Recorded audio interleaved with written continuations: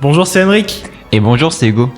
Et on est avec du lourd, du très très lourd, puisqu'on va parler d'actualité jeux vidéo. Édition Nintendo. Et oui, parce qu'en ce moment, ils mettent le paquet en termes de nouveautés. Ne serait-ce que le film qui est sorti très récemment. Vous savez, un certain film sur un plombier en une tenue très spéciale, dont vous n'avez peut-être pas entendu parler, vu que c'est une licence un peu mineure de Nintendo. Bon, bien sûr, je rigole. On va parler un petit peu du film Mario, ce qu'on en a pensé. T'as été le voir Ah oui, bien sûr que j'ai été le voir, comme tout le monde. Alors moi par exemple j'ai beaucoup aimé le traitement des personnages dans ce film. Par exemple je prends l'exemple de Peach. On a le développement d'une personnalité qui est très intéressante à voir dans le film, parce que c'est un personnage qui est plutôt secondaire en général. Souvent fait pas grand chose à part écrire des lettres à Mario et dire viens me sauver. Et c'était intéressant à voir, et surtout cool quoi. C'est cool de voir ce personnage qui est un peu dans l'ombre d'habitude s'élever quoi. Ou encore Bowser, qui était un personnage tellement attachant dans ce film. J'adore ce qu'ils en ont fait. Mais attends, mais t'as été le voir finalement ? Ouais, j'en reviens justement.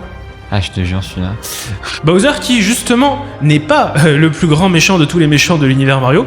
On rappelle, Mario ça se passe dans le même univers que Wart, Gragemona, le comte Niark et Dimension.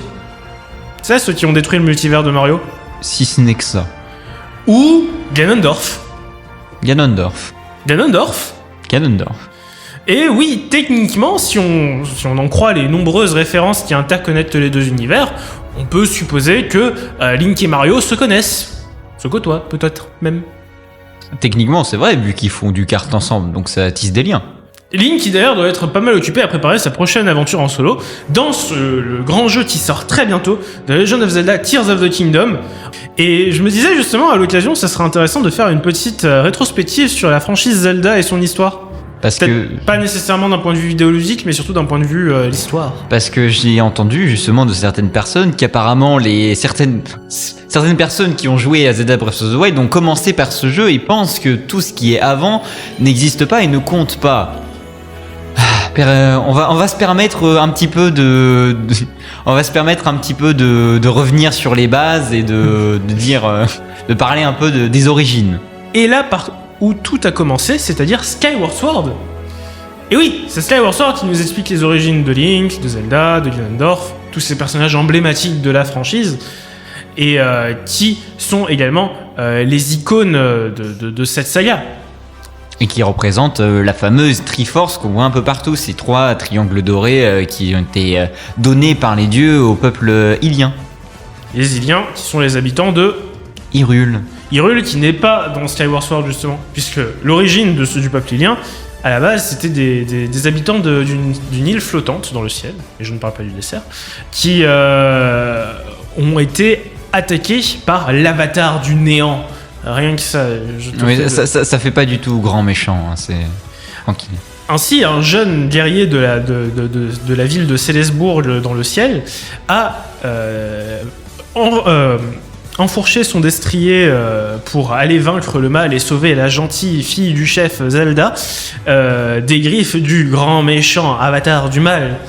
À sa mort, l'avatar du néant maudit la lignée de Zelda et de Link en les condamnant à se réincarner à chaque fois que lui-même reviendrait, et entraînant le cycle de perpétuelle lutte entre le bien et le mal qui caractérise la franchise Zelda. On peut dire qu'il s'est un peu maudit lui-même quand même, mais... J'avoue, le pauvre, du coup, il est condamné à revenir. C'est vrai que du coup, c'est pas forcément un bon plan, parce que si on suit la chronologie, si on suit le jeu, ça veut dire que forcément Link gagne à chaque fois, et que Ganondorf se fait avoir à chaque fois. C'est pas très... Et justement, tu aurais tort de penser que les forces du bien gagnent toujours dans Zelda, puisque on en vient à Ocarina of Time, qui a été le point de rupture de la timeline Zelda, de la frise chronologique Zelda, et la raison pour laquelle c'est autant le bazar.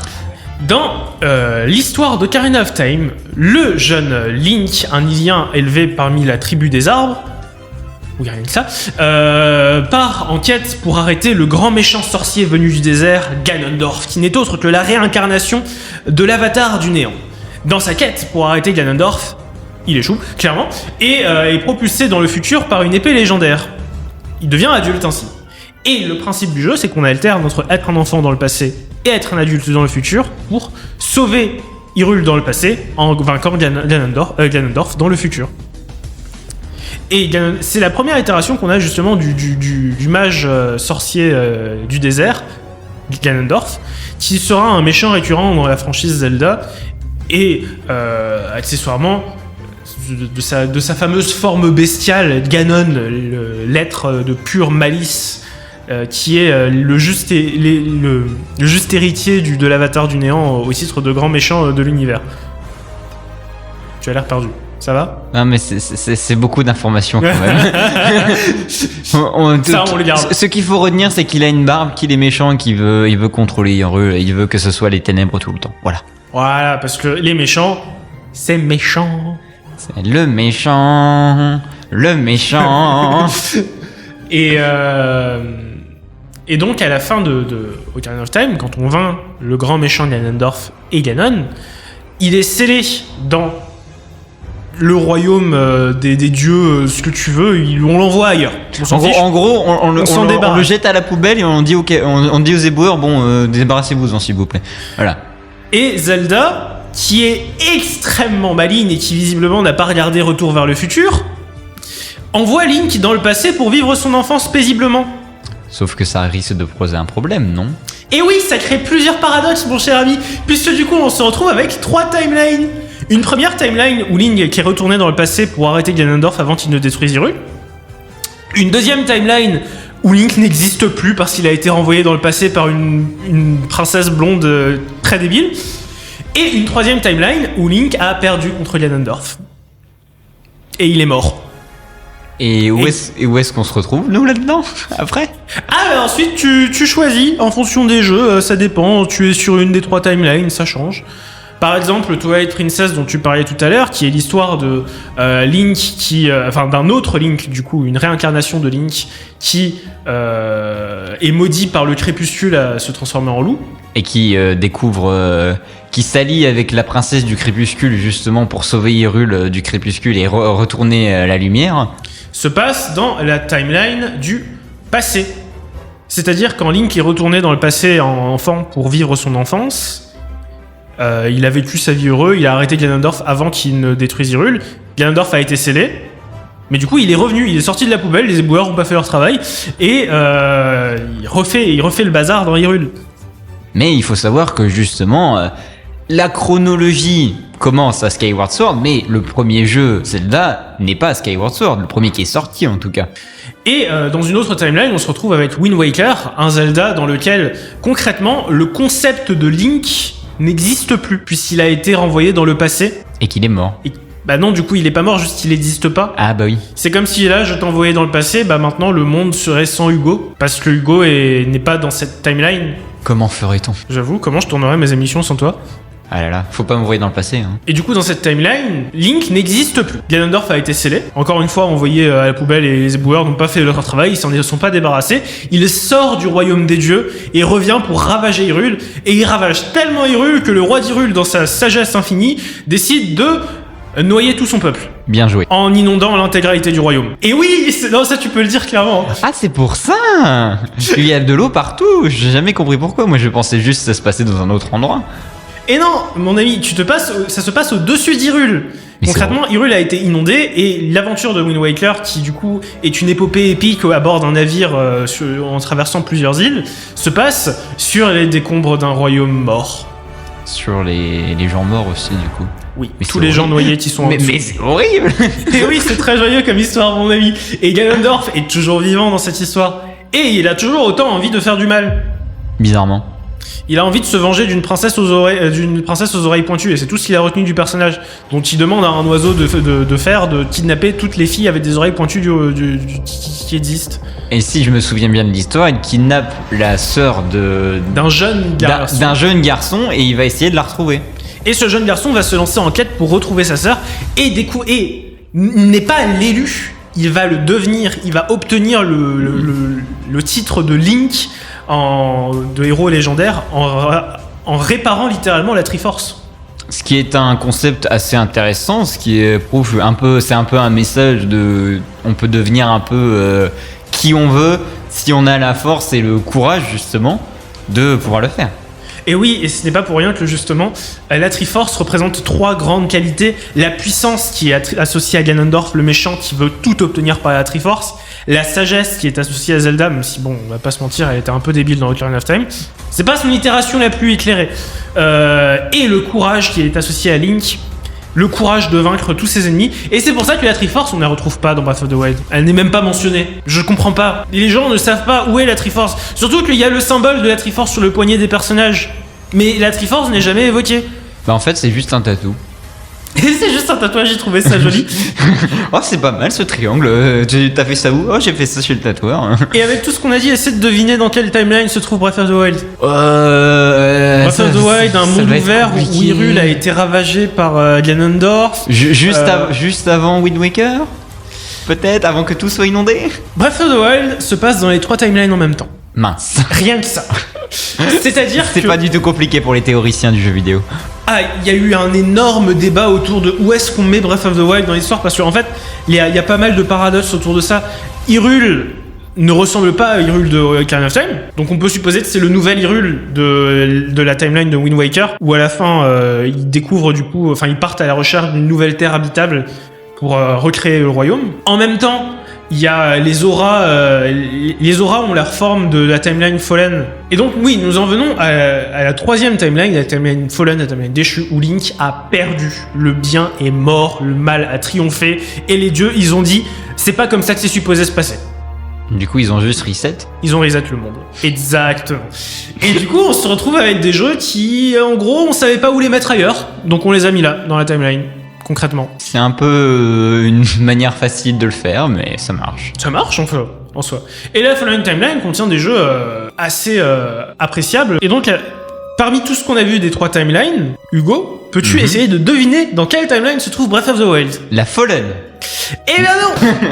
Et non, cet univers dystopique où Ganondorf a gagné et a détruit tout Hyrule. Ça se passe après dans les 3 timelines en même temps. Les théoriciens se sont arrachés les cheveux pour savoir où est Breath of the Wild, parce que il y a des informations contradictoires, en fait, des paradoxes qui ont été durs à résoudre. L'Hyrule de Breath of the Wild ne ressemble pas du tout au Hyrule qu'on connaissait dans Ocarina of Time. Et du coup, on peut penser qu'on est dans la Fallen Timeline, où Hyrule ne ressemble pas du tout à ce qu'il est, où c'est un nouvel Hyrule.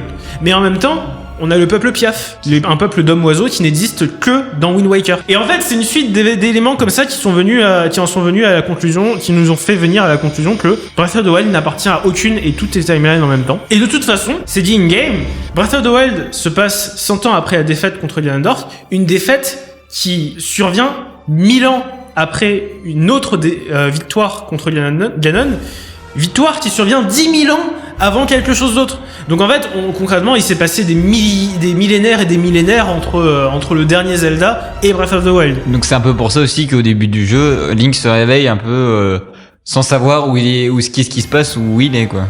Parce qu'il s'est passé du temps entre les deux. En fait, c'est compliqué à expliquer. Mais grossièrement, imagine le dernier Zelda. Il se passe 10 000 ans, des millénaires et des millénaires entre temps. Après, il y a un combat entre Ganon et Link et les forces du bien. Ah oui. Il se passe encore 10 000 ans. Une autre bataille entre les forces du bien et les forces du mal. Les forces du mal gagnent. Link est mort. Il est amené dans le sanctuaire de la résurrection. Pendant 100 ans. 100 ans se passent. Link se réveille et Breath of the Wild commence. D'accord. Donc ça fait vraiment des millénaires et des millénaires qu'on est passé à autre chose.